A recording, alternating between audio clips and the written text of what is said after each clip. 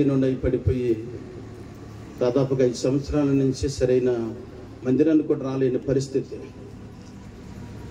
పోయిన సంవత్సరం నుండి ఈ సంవత్సరం అయితే మీటింగ్లు పెట్టలేక భారంతో కూడి ఉన్న పనులని ఆలోచన పెట్టుకొని మందిరం కడుతూ ఉన్నాం.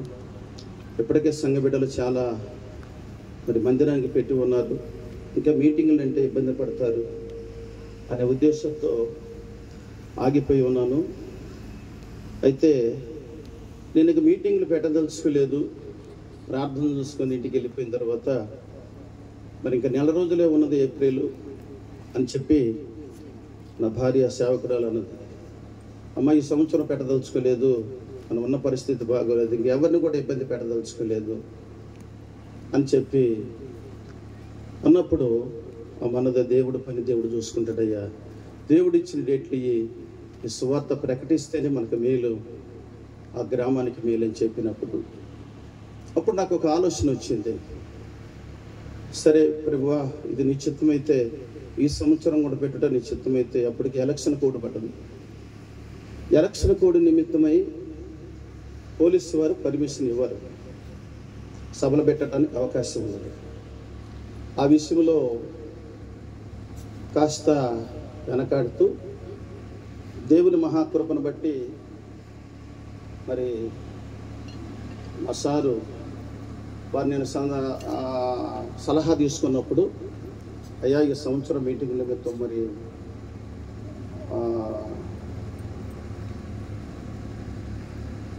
ఆర్డర్ ఇస్తారా ఎవరా అని అన్నప్పుడు, అతనైతే ఎలక్షన్ కూడా ఉంది అయ్యారు, ఇవ్వకపోవచ్చు, అయినా కానీ మీరు దేవుని మీద భారం వేసి స్టార్ట్ చేయండి, పోస్టర్లు వేసేయండి అని చెప్పి అన్నారు. స్తోత్రం చెప్పండి, హల్లెలూయా. మొదటిగా పర్మిషన్ చాలా అవసరం కనుక ఆయనతో మాట్లాడిన తర్వాత, ఆయన మాట్లాడిన తర్వాత ధైర్యం వచ్చేసింది. రెండోది, చాలా డబ్బుతో కూడిన సభలు, ప్రతిరోజు అందరికీ భోజనాలు ఏర్పాటు చేయాలి అని చెప్పి ఆలోచించే లోపల సంఘంలో ఒక బిడ్డ వచ్చినది, అయ్యా మేము పోస్టర్లు వేస్తాం, ఎంత ఖర్చు అయినా ఆ పని మాకు అప్పగించండి, మీటింగ్స్ మాత్రం ఆపకండి అన్నారు. స్తోత్రం చెప్తారా? చాలా కష్టాల్లో ఉన్నారు వాళ్ళు, వస్తువులన్నీ తాకట పెట్టి ఉన్నారు, చాలా ఇబ్బందుల్లో ఉన్నారు. అలాంటి వాళ్ళు వచ్చి అయ్యా మీ రీతిగా పోస్టర్లు లేపిస్తామంటే నాకు అనిపించింది, అమ్మ మీరు చాలా ఇబ్బందుల్లో ఉన్నారు, అప్పులో ఉన్నారు, వస్తువులన్నీ తాకట్లో ఉన్నాయి కదా అని అంటే, లేదు నాన్న దేవుని పని మాత్రం ఆపొద్దు, మా వరకు మేము పోస్టర్లు లేపిస్తున్నాం. రెండోదిగా మరొక ఆయన సత్తుపల్లి సంఘంలో నుంచి, అయ్యా దేవుని పని ఆప్ చేయొద్దు, సౌండ్ సిస్టమ్ అంతా నేను చూసుకుంటాను, మీరు కానీ అని చెప్పి ఆ బిడ్డలు కూడా నిన్న రెండో రోజు సాక్ష్యం చెప్పిన బిడ్డలు ఆ మాట చెప్పిన తర్వాత కాస్త ధైర్యం వచ్చింది. ఆ తర్వాత కొంతమంది బిడ్డలు స్టార్ట్ చేయండి అయ్యా దేవుని పని ఆగదు అని చెప్పినప్పుడు ఆ పని మొదలుపెట్టాము. పోస్టర్లు కూడా నేను వేయలేదు, ప్రార్థన చేసుకుంటున్నాను. చాలా బలహీనత ఉన్నా, నేను ఎక్కువ చేతు నుంచోలేని పరిస్థితి, నా పరిస్థితి చాలా బలహీనుంది. అవి ఎన్ని పోస్టులు 2 దెబ్బతిని ఉన్నాయి. ఇక డాక్టర్ గారు దాదాపుగా 2 సంవత్సరాలు నువ్వు బెడ్ రెస్ట్ ఉండాలని చెప్పారు. ఒక్క నెల కూడా రెస్ట్ లేదు నాకు. అలాంటి పరిస్థితులలో ఆ కుర్చీలో కూర్చొని ప్రార్థన చేయటం మొదలుపెట్టాం. దేవుడు ఇచ్చిన దర్శనాన్ని బట్టి ముందు కొనసాగుతూ ఉన్నాం. ఇప్పుడు సేవకులు ఎక్కడి నుంచి వస్తారు? ఈ నెల రోజుల లోపులోనే ఎక్కడి నుంచి వస్తారు? ముందుగానే తెలియపరచాలి మంచి సేవకులకి. ఆత్మీయులు అయితేనే నేను పిలుస్తాను. మీకు అందరికీ తెలుసు, ఇప్పుడు 11వ సంవత్సరం ఇక్కడ మీటింగ్స్ పెట్టబట్టి. అయితే ఎలాగని చెప్పి ప్రార్థన చేసి ఒక రాత్రి అంతా ప్రార్థనలో ఉండి ఉదయాన్నే లేచి ఫోన్ దగ్గర పెట్టుకొని ఇక సాలెమనే కుర్రోడికి ఫోన్ చేశాను. తాళ్ళమాటలో సేవ చేస్తున్న సేవకుడు, ఆయన అయ్యగారు నెంబర్ ఇచ్చారు. అయ్యగారు ఫస్ట్ అయితే ఒక్కరోజు కూడా ఖాళీ లేదని చెప్పారు. పోయినసారి కూడా ఈ అయ్యగారిని పిలవాలని ఎంత ఆశ. నేను వాక్యం విన్నాను.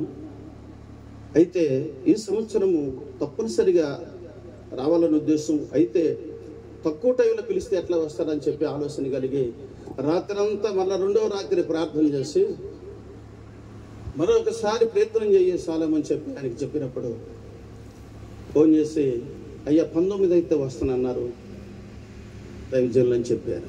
స్తోత్రం చెప్పండి. హల్లెలూయా. పర్వాలేదు. 17, 18, 19 అంతకుముందు 16, 17, 18 దేవుడిచ్చిన డేట్లు. 16 రోజులు ప్రార్థన చేసుకుందాం, 17 నుంచి స్టార్ట్ చేద్దామని చెప్పాను అనుకున్నాను. 19వ తారీఖు అయ్యగారు ఇచ్చారు. 18వ తారీఖు లూసిమీరి గారి ద్వారాగా వారి అక్కయ్య గారి కుమారుడు మరి విశాఖపట్నం వారితో మాట్లాడడం జరిగింది. ఆయన కూడా వస్తానని చెప్పి రాత్రికాల సమయం వారు మాట్లాడి ఉన్నారు. అలాగే టైటస్ బాబు గారు 17వ తారీఖు, ఆయనకి అసలు ఖాళీ లేదు, అయినా సరే 17వ తారీఖున వస్తున్నారు. ఈ రకంగా ప్రతిదీ ప్రార్థన, రాత్రి అంతా ప్రార్థన చేయటం, కనిపెట్టడం, ఈ రీతిగా చేస్తూ ఉంటే దేవుని కృపను బట్టి ఈ ఒక్క నెలలోనే ఈ సభలో అన్ని పనులు దైవ సేవకులు అన్ని రకాలుగా సమకూర్చి దేవుడు ఈ రీతిగా నడిపించడానికి దేవుడు కృప చూపించాడు. దేవునికి స్తోత్రం.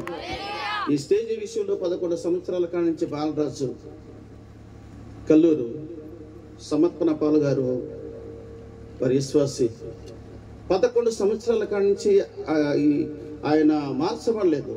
ఈ స్టేజీ కట్టడానికి కానివ్వండి, లైటింగ్స్ కానివ్వండి, ఆ జనరేటర్ కానివ్వండి, మొత్తం ఆయనే 11 సంవత్సరాల కాడి నుంచి ఆయన పెడుతున్నాను. దేవుని నామంలో ఆయనకు కూడా హృదయపూర్వకమైన వందనాలు తెలియపరుస్తూ ఉన్నాను. అలాగే సంఘంలో ప్రతి బిడ్డలు కూడా వారికి ఉన్న కష్టాలు పక్కన పెట్టి ప్రతి విషయంలో కూడా సహకరించి ఈ సభలను, ఆడపిల్లలు అయితే పగులంతా కష్టపడి ఆ వంట కార్యక్రమంలో ఉండి ఎండలో చూశారు కదా, అంత తీవ్రంగా ఉన్న ఎండలో, ఇంత తీవ్రమైన ఎండలో కూడా వారు ఎంతో శ్రమపడి అందరూ భోజనం చేయాలనే ఉద్దేశంతో ఎంతగానో సహకరించారు. ఇకపోతే ఈరోజు సాక్ష్యం చెప్పిన బజారీ గారి కుటుంబం ఎంతగానో సహకారులుగా ఉండే ఈ మీటింగ్స్లో ప్రతిసారి కూడా వారు రక్షణ పొందుకున్న కాడి నుంచి మేము పాలిభాగస్తులుగా ఉండాలని ఒక ఉద్దేశం కలిగి ఏ విషయంలో కూడా వెనకాల. ఈ సంవత్సరం అయితే అసలు ఎలక్షన్ కూడబడి కాలనీలు లేక, సేల్స్ లేక ఇటుకలు కూడా చాలా ఇబ్బందులు ఉన్నారు. అయినప్పుడు కూడా దేవుని పని ఆపొద్దని వారు అన్నదమ్ములు కూడా ముందుకు కొనసాగే ఈ పనిలో. అలాగే వారు పిల్లలు వారి సత్యమణులు కూడా వచ్చి పరిచర్య చేయటానికి సిలువను గురించిన వార్త నశించిపోతున్న వారికి ఎలాగుంది, చేసేవాళ్ళు చేస్తా ఉంటే ఈరోజు ఖచ్చితంగా పరిశుద్ధాత్మ దేవుడే మాట్లాడాడు. స్తోత్రం చెప్పండి.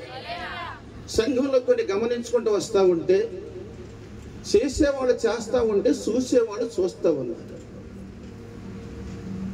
ఖచ్చితంగా పరిశుద్ధాత్మ దేవుడు ఈరోజు ఆయనే స్పష్టంగా మాట్లాడు. ఇప్పుడైనా మన హృదయాలు దేవుని తట్టు తిప్పుకోలేకపోతే ప్రభు చిత్తం ఏమై ఉన్నదో తెలియదు.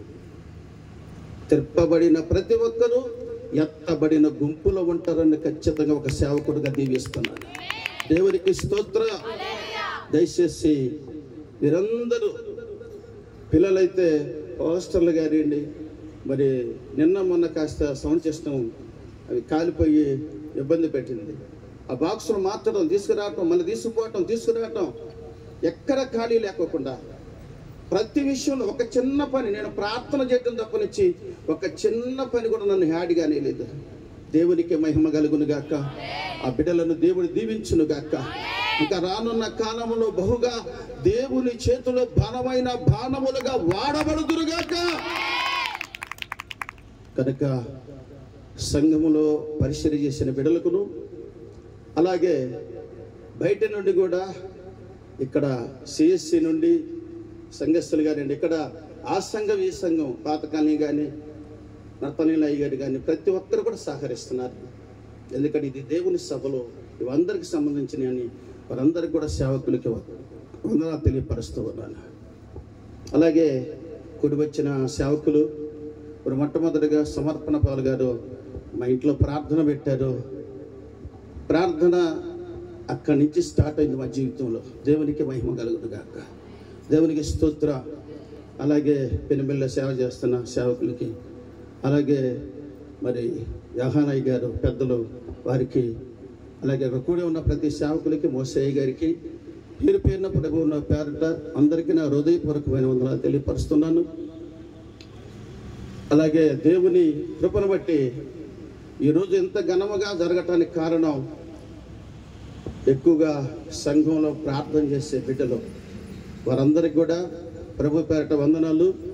అనుదినము ప్రతిరోజు మీటింగ్స్ ఉన్నా లేకపోయినా టైం మార్చుకొని కాన్ఫరెన్స్ ప్రార్థనలో ప్రతి ఒక్కరు బలహీనల కొరకు, బాధల కొరకు, రోగుల కొరకు ప్రార్థన చేస్తున్న యవనస్తులైన బిడ్డలకి ముఖ్యంగా ప్రభు పేట వందనాలు తెలియపరుస్తూ ఉన్నాను. అలాగే ప్రతి 5 రోజులు ఉపవాసం ఉండి గొలుసు ప్రార్థన నడిపిస్తున్న బిడ్డలందరికీ కూడా ప్రభు పేట వందనాలు తెలియపరుస్తున్నాను. కేవలముగా దేవుడు పంపితే నేను వచ్చాను. కాస్త భారమ చేత దేవుని పాదాలు పట్టుకొని ఏడుస్తున్నాం. అందుకనే చిన్న గ్రామంలో దేవుడు ఎంతగా ఈ సభలను జరిపిస్తున్నాడు. ఈ సభలో ఎవరో మేలు కొరకు కాదు, ఎవరో పేరు కొరకు కాదు, ఇందాక అయ్యగారు చెప్పినట్టుగా ఎవరో పేరు తెచ్చుకుంటానికి కాదు. ఈ సభలో ప్రతి ఒక్కరు రక్షణ కొరకై, ప్రతి ఒక్కరు రక్షించబడాలని ఒక ఉద్దేశంతో. ఎందుకంటే పోయినసారి ఉన్నవారు ఈరోజు లేరు, యవనస్తులు కూడా లేరు. కనుక దయచేసి మనసు మార్చుకొని మన ప్రవర్తన సరి చేసుకొని దిద్దుకొని దేవుని పాదాలు పట్టుకొని సరైన రీతిగా ఆయన సన్నిధిలో ఆ రక్షణ వాడలో మనం చేరితే ఆయన కృప యుగ యుగములు మన మీద ఉండునుగాక. ప్రార్థన చేసుకుందాము. యహానయ్య గారు ప్రార్థన చేస్తారు, పెద్దలు వారు ప్రార్థన చేసి తర్వాత దైవజనులు ఎన్ఎస్ పాల్ గారు దీవెనిస్తారు. దయచేసి గమనించాలా ఈ విషయంలో. మరి ఫారెస్ట్ వారు కూడా ఈ 3 దినాలు చాలా పొలాలు పట్టినాయి వంటలకి. ఫారెస్ట్ వారు కూడా మాకు సహకరించారు, వారికి కూడా ప్రభు పేరట వందనాలు. పోలీస్ డిపార్ట్మెంట్ మరి మా సురేష్ గారు, మరి వారి ద్వారాగా సిఐ గారు, డిఎస్పీ గారు ఈ సభలు ఇలాంటి స్థితిలో పెట్టడానికి కూడా ఎంతగానో మాకు సహకరించారు. మరీ ఎక్కువగా మా కమిటీ నెంబర్లో మా ఆత్మీయ కుమారుడు సురేష్ గారికి, అలాగే పోలీస్ డిపార్ట్మెంట్లో ఉన్న ప్రతి ఒక్కరికి కూడా వందనాలు. సౌండ్ సిస్టమ్ నడుపుతున్న మా ఆత్మీయ కుమారుడికి కూడా వందనాలు. ఇంకెవరైనా మర్చిపోయి ఉంటే నా పేరు రావద్దని అనుకోవద్దు, అక్కడ మన పేరు ఉంటే చాలు. అయ్యగారు ప్రార్థన చేస్తారు.